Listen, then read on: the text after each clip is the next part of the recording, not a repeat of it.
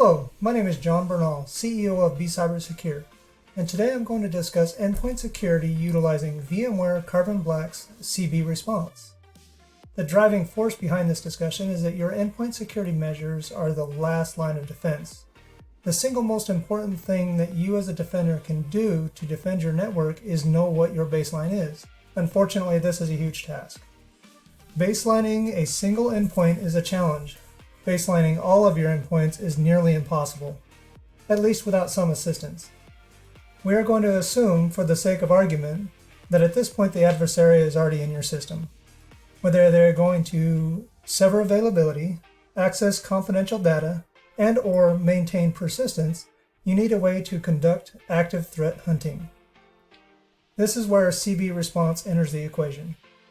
Before we get into the heart of the discussion, I would like to introduce you to Chanel Bernal. Thank you. It is my pleasure. While you log into the system, let me explain that endpoint security is a huge challenge, but arguably one of the most important aspects of a layered defense strategy. That's correct. In the last 17 years, many of which have been spent working with the Department of Defense, I've been developing, implementing, and training on the techniques required to defend different layers of the network. I realize that endpoint security is a huge concern for a lot of security professionals. If you wouldn't mind, I would like to discuss CB response. VMware Carbon Black has developed an excellent tool to not only begin baselining your endpoints, but to hunt evil. Would you walk us through CB response and discuss the user interface and how it can help the security analyst? Of course. One of the most challenging aspects of security operations is finding the threat intelligence feeds that matter to your organization.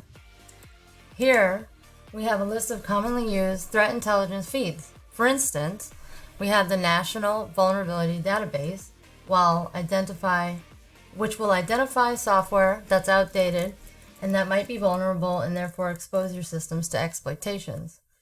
While there are a lot of options here, I will say that they are not all enabled. One of the great things about CB response is that the threat intel feeds are not forced on you.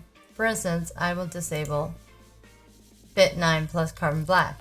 If you scroll down, you will see additional Carbon Black feeds, as well as other known reputable companies that provide threat intel feeds such as SANS and Tor.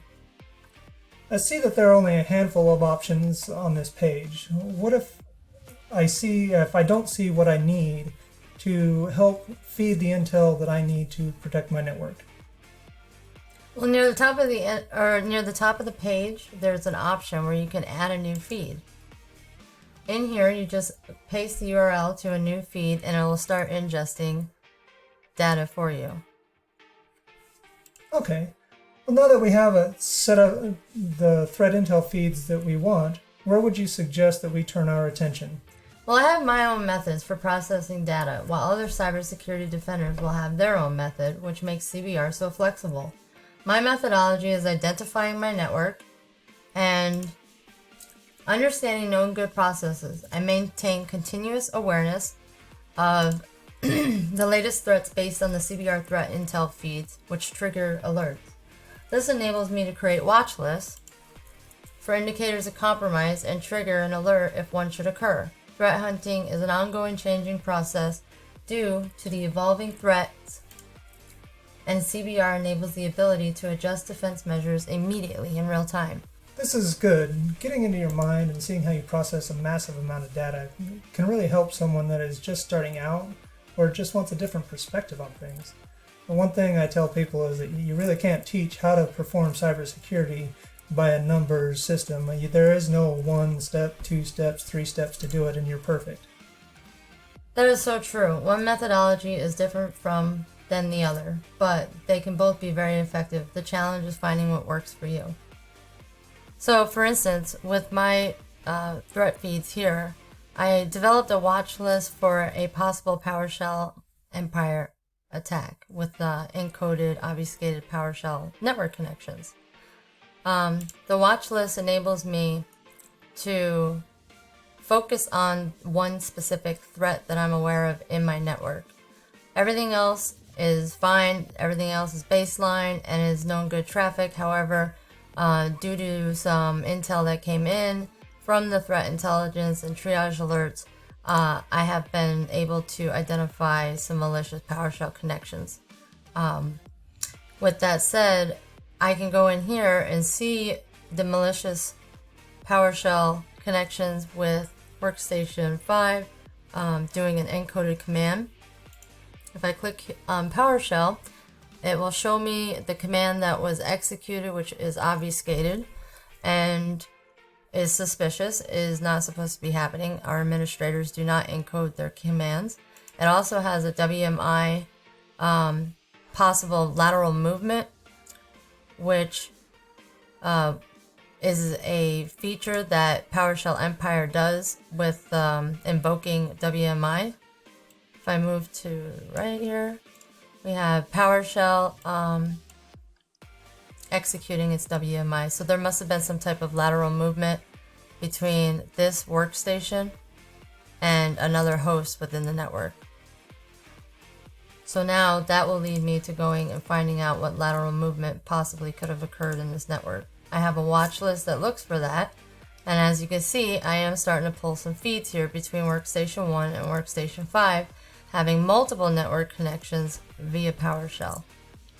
I'm going to run a search, group it by process, and it breaks it down to 2. So of all the probably a couple 100,000 feeds that come through Carbon Black, I was able to break it down to just 2, where there was lateral movement from Workstation 1 to Workstation 5. And then one of them was also tagged for an investigation. And when I open up the PowerShell, we can see that there was a command that executed PowerShell, which did a netstat, ipconfig, ping, and a scheduled task. The scheduled task, when I look at the command, looks like persistence was configured in the registry. This enables me to be ahead of the attacker. I can also watch, analyze, and gain more intel on the threat until it's ready to mitigate. That was a great demonstration. I mean, that shows the power of the CB response tool. The effectiveness of this tool to hunt down the processes, the anomalies in your network, and start identify possible threats is amazing. I want to thank you for taking the time today to show the effectiveness of CBR and how cybersecurity defenders can utilize it to hunt. Thank you for having me. I enjoyed this. Until next time, be cyber secure.